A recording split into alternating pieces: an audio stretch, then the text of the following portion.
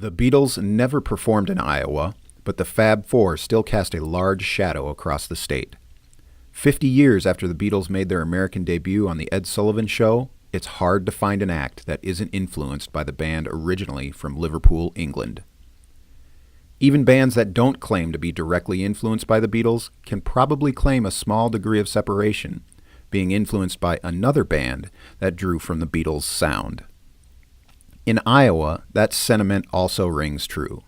From small-town Shenandoah in southwest Iowa, Don and Phil Everly sang on their parents' radio show in the mid-1940s, prompting the Beatles early on to refer to themselves as the English Everly Brothers. Years later, and across the state, Maharishi Mahesh Yogi, the Beatles' spiritual advisor between Sgt. Pepper's Lonely Hearts Club Band and the White Album, founded Maharishi University in Fairfield.